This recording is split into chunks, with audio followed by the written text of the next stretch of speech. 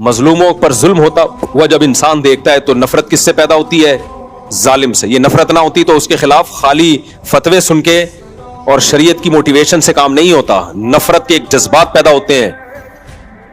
تبھی تو لوگ ہم سے کہتے ہیں غزہ میں جو ظلم ہو رہا ہے مفتی صاحب فتوا دو. اب دیکھو فتوا نکلوا رہے ہیں خود سے. کیا خیال ہے؟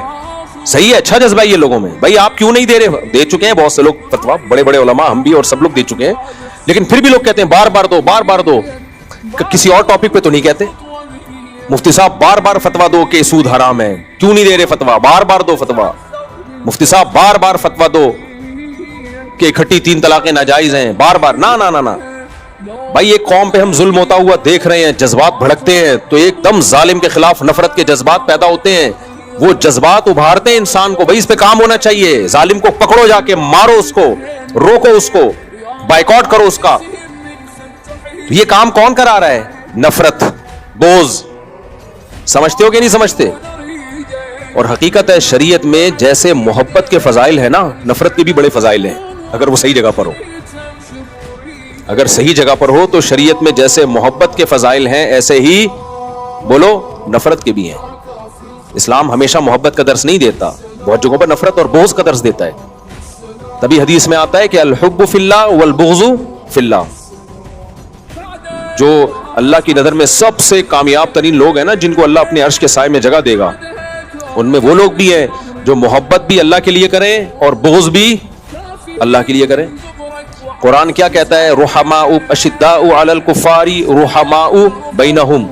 صحابہ کی صفت بیان کی. یہ کافروں پہ, جو جنگ لڑنے والے کافر ہیں وہ مراد ہے, جو میدان جنگ میں لڑتے ہیں مسلمانوں سے, ان پہ بہت سخت ہے, یہ نرم نہیں ہے, ان پہ ترس نہیں آتا ان کو. اور رحماء بینہم, آپس میں کیا ہے؟ رحم دل. ظالم پہ ترس آنا یہ بے موقع ہے. تبھی جو ڈاکوؤں کو پکڑ کے کوٹ رہے ہوتے ہیں اور جو ان کو بچا رہے ہوتے ہیں نا, میرا دل چاہتا ہے بچانے والے کو بھی اسی کے ساتھ لٹا کے کوٹو. یہ بے موقع ترس آ رہا ہے آپ کو. ڈاکو پہ اگر ترس آ رہا ہے تو آپ, اس کا مطلب آپ کے سافٹ ویئر اپڈیٹ کرنے کی ضرورت. یہ ڈاکو پہ جب اس ڈاکو کو چاہیے آپ کو بھی لوٹے, آپ کے بھی کسی بچے کو قتل کرے, شہید کرے, پھر ہم دیکھیں گے کتنا ترس آتا ہے آپ کو اس ڈاکو پہ. میں نیو کراچی میں امام تھا, ایک صاحب آئے, مجھے بچہ, نوجوان بچہ تو نہیں تھا, نوجوان آدمی ٹائپ کا ہی پورا, کہنے لگا مفتی صاحب یہ نیو کراچی میں جب ڈاکوؤں کو پکڑ کے لوگ مارتے ہیں, مفتی صاحب یہ بہت زیادہ مارتے ہیں, مفتی صاحب پلیز آپ بیان کریں, ایسے نہ مارو. کہہ رہے ہیں اس بیچارے کا حال کیا کر دیتے ہیں یہ مار مار کے. نیو کراچی میں اگر کوئی ڈاکو پکڑا جائے نا تو بہت ہی اس کا حشر نشر کرتے ہیں وہ. تو میں نے ان سے کہا, میں نے کہا ٹھیک ہے میں بیان کروں گا, ڈاکوؤں کو پھولوں سے مارا کریں, پیار سے مارا کریں, یوں یوں کر کے ایک یوں چماٹ مارا کریں ڈاکوؤں کو. آپ خدا کے بندے, ڈاکوؤں نے کتنے, جب جوان بیٹوں کی لاشیں گھر میں آتی ہیں جن کو ڈاکوؤں نے مارا ہوتا ہے, ماں باپ پہ کیا قیامت گزرتی ہے. جوان بیویوں کے جوان شوہر, جب جوان عورتیں بیوہ ہوتی ہیں, ہوا نا سویڈن سے میاں بیوی کا جوڑا آیا ادھر عید کے موقع پہ, اور ڈاکوؤں نے مار دیا اس بیوی کے سامنے اس کے جوان شوہر کو, اور ایک چھوٹا بچہ, وہ بچہ بھی اپنے باپ کی لاش کو تڑپتا ہوا دیکھ رہا ہے. کیا گزری کہ ساری زندگی کے لیے وہ مینٹلی وہ متاثر ہو گیا. اب سامنے اپنے بچہ باپ کو تڑپتے ہوئے دیکھ رہا ہے اور بیوی اپنے شوہر کو تڑپتے ہوئے دیکھ رہی ہے, اور اس ڈاکو پہ ہمیں سمجھایا جا رہا ہے کہ کیا کھاؤ. تو ڈاکو کے بارے میں فتوا نہیں دے رہا, لیکن لوگوں کا جو طریقہ ہے وہ یہی ہے کہ جیسے تیسے ہو اس کو مارو جان سے. لوگ یہ کرتے ہیں, میں نہیں کہہ رہا کہ ایسا کرنا چاہیے کہ نہیں کرنا چاہیے, لیکن پبلک ایسا کرتی ہے. وجہ اس کی ہے کہ پبلک کے پاس اس کے علاوہ کوئی آپشن بولو ہے نہیں. پبلک کہتی ہے اور کیا کریں, پھر کیا کریں, پولیس کے حوالے کرنا چاہیے. تو پولیس کیا کرے گی؟ پولیس خود مجبور ہے, پولیس اس کو کورٹ میں لے کے جائے گی. کورٹ میں کوئی گواہی دینے کے لیے جاتا ہی نہیں ہے, کیونکہ جو گواہی دینے جائے گا اس کو پتا ہے اگلا نمبر اس کا ہے. تو پولیس بھی مجبور ہے, وہ کورٹ میں لے جائے گی. ویسے تو پولیس بھی کافی گناہ دھو دیتی ہے اس کے لے جا کے نا, کافی چترول لگا کے وہ اپنے ہاتھ مضبوط کرتے ہیں اس کے اوپر. ایکسرسائز جس پولیس والے نے بھی کرنی ہوتی ہے نا, ہاتھوں کی, چماٹوں کی, وہ شادی کے لیے تیاری کر رہے ہوتے ہیں کہ جب ہم پٹیں گے تو پھر ہم. وہ ایک آیا تھا نا, میم آئی تھی کہ ایک آدمی سینڈل خرید رہا ہے بیوی کے لیے, پہلے اپنے یوں ایسے ایسے مار کے دیکھتا ہے. تو دکان والے نے پوچھا کہ یہ کیا چیک کر رہا ہے؟ کہہ رہا ہے چیک کر رہا ہوں, بعد میں مجھے ہی پڑے گی نا, تو برداشت کر لوں گا کہ نہیں کر لوں گا برداشت. خیر, تو یہ ہے قوت غضبیہ یا نفرت یا بغض. اور بھی قوتیں ہیں, لیکن انسان کی زندگی میں سب سے زیادہ کردار ان قوتوں کا ہے. تو ان قوتوں میں بیلنس سمجھتے ہو, اعتدال. ہم عقل سے شروع کرتے ہیں, عقل کا ایک ہے بالکل ہی استعمال نہ کرنا. تبھی قرآن بار بار کہتا ہے افلا تعقلون, تم عقل سے کام کیوں نہیں لیتے. اب مشرک لوگ, غیر مسلم لوگ عقل سے بالکل کام لیتے ہی نہیں ہیں. ڈاروین نے ان کو بول دیا ہم بندر سے بنے ہیں. ابے بندر کس سے بنا ہے؟ بندر پتہ نہیں کس سے بنا ہے. وہ کس سے بنا ہے؟ وہ ایک سیل سے بنا. ابے یہ آنکھ خود بخود کیسے بن گئی بھائی؟ یہ کیسے ہو گئی؟ پاگلوں والی باتیں کر رہے ہو. مالکم کیف تحکمون, تمہیں کیا ہو گیا؟ کھوپڑی استعمال نہیں کرتے. قرآن ان لوگوں سے کہتا ہے آنکھ ایک بہترین ڈیجیٹل کیمرہ ہے ایوالو ہو کے.